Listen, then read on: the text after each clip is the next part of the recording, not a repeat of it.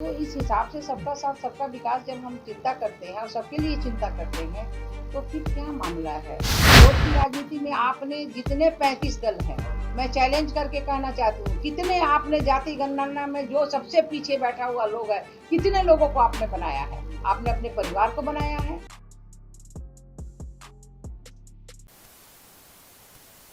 बिहार में मचे राजनीतिक उथल पुथल के बीच में उप मुख्यमंत्री रेणु देवी अब खुलकर सामने आ गई हैं।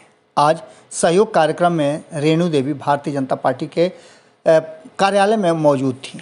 पत्रकारों के साथ उनकी बातचीत हुई। इस बीच उन्होंने पहले भी जो अन्य कार्यक्रम थे उस कार्यक्रमों में हिस्सा लिया। अश्विनी चौबे के साथ वो नजर आई, फिर उसके बाद वो प्रदेश अध्यक्ष संजय जायसवाल के साथ नजर आई। लेकिन इन सब के बाद सहयोग कार्यक्रम में उन्होंने कई समस्याओं का, कई लोगों के जो डिमांड थे, कई लोगों जो उनके फरियाद सुनाने आए थे, उन लोगों की बातें सुनी और त्वरित निष्पादन का भी काम किया। इस बीच में पत्रकारों से बातचीत करते हुए जब उनसे पूछा गया कि आखिर भारतीय जनता पार्टी क्यों जातीय जनगणना से दूर भाग रही है, तो उन्होंने कहा कि देखिए, जातीय जनगणना का जो डिमांड वो ऐसे लोग कर रहे हैं जिनको समाज की नहीं, परिवार की चिंता है।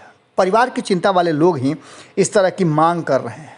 अब आप समझ लीजिए कि रेणु देवी का ये बयान यूं ही नहीं है। भारतीय जनता पार्टी लगातार जातीय जनगणना नहीं कराने की बात को लेकर के अब सामने आ गई है। इसका हलफनामा भी दे दिया गया। संजय जायसवाल की बातें हमने आपको सुनाई ही, लेकिन इन सब के बीच में रेणु देवी का बयान काफ़ी महत्वपूर्ण हो गया है, क्योंकि उन्होंने साफ तरीके से जो लोग भी जातीय जनगणना की मांग कर रहे हैं उन लोगों को परिवारवादी बता दिया है। इससे नीतीश कुमार के अछूते नहीं हैं। देखने वाली बात ये होगी कि उन्होंने साफ तरीके से कहा है कि सामाजिक समरसता की हम बात करते हैं। भारतीय जनता पार्टी शुरू से A to Z की बात करती आई है और समाज के अंतिम पायदान के व्यक्ति के लिए भी हमारी टीम योजना बनाती है, हमारे प्रधानमंत्री योजना बनाते हैं। जिस तरह से जातीय जनगणना करा करके सामाजिक समरसता को समाप्त करने का ये लोग, कुछ लोग जो हैं वो कोशिश कर रहे हैं, ये हमारे समाज के लिए उचित नहीं है। इसे इशू नहीं बनाना चाहिए। उन्होंने साफ तरीके से कहा कि मैं खुद OBC से आती हूँ, अति पिछड़ा समाज से मैं आती हूँ, मैं बिहार की उप मुख्यमंत्री हूँ, पहली उप मुख्यमंत्री हूँ, इसे किसने दिया स्थान? उन्होंने साफ तौर पे कहा कि भारतीय जनता पार्टी ने इसके लिए स्थान दिया। मेरा कोई भी पारिवारिक बैकग्राउंड नहीं था और ना मैं पारिवारिक बैकग्राउंड से आती हूँ। जो काम करेगा, जिसको ज़रूरत होगी, भारतीय जनता पार्टी उसको अच्छी तरह से जानती है। इन सब बातों के बाद बड़ी ही तल्ख और कड़े शब्दों में उन्होंने जातीय जनगणना का डिमांड करने वाले लोगों को का क्लास लगाया है। सुनिए क्या कह रही हैं रेणु देवी और किस लहजे में कह रही हैं, ये ज़्यादा महत्वपूर्ण है। देखिए, सबसे बड़ी बात है कि अपनी अपनी सोच होती है। हम सामाजिक समरसता की बात करते हैं और आप जाति गणना की बात करते हैं। जाति गणना से क्या होगा कि हमारे और आप सारे लोग में एक पहलू जो है वो भी तो द्वेष होना है।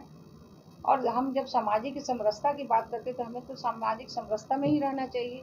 हम सभी लोग एक हैं। हम कहते हैं कि सबका साथ सबका विकास। तो इस हिसाब से सबका साथ सबका विकास जब हम चिंता करते हैं और सबके लिए चिंता करते हैं तो फिर क्या मामला है। हमें तो ऐसा नहीं लगता है कि इसको कोई इशू बनाना चाहिए। वोट की राजनीति में आपने जितने 35 दल हैं, मैं चैलेंज करके कहना चाहती हूँ, कितने आपने जाति गणना में जो सबसे पीछे बैठा हुआ लोग है, कितने लोगों को आपने बनाया है? आपने अपने परिवार को बनाया है। आपने अपने परिवार के लिए चिंता की है। लेकिन जो नहीं करता वो तो सारे लोगों के लिए चिंता किया। जो सबसे बैठे, आप सोचते हैं कि हम पिछड़ा और अति पिछड़ा का हम वोट बैंक बनाए और दलित और इसका, ये वोट बैंक नहीं बनने वाला है। वो सब लोग जानता है कि मेरे साथ क्या हो रहा है। 7 वर्षों में जो काम हुआ है, आज अगर यहाँ कोई बैठा हुआ है तो बिना जाति जनगणना की अति पिछड़ा की महिला बैठी हुई है, जिसने पूरे भारत में पहला बिहार की उप मुख्यमंत्री बनी, पूरे भारत के लिए आइकॉन हो गई कि पहली मुख्यमंत्री बनी है। तो इसलिए इसमें मुझे ऐसा नहीं लगता है कि कोई इशू बनना चाहिए। ठीक है, जब समय होगा तो उसको हम जनगणना करेंगे, जैसा जब समय देखा जाएगा।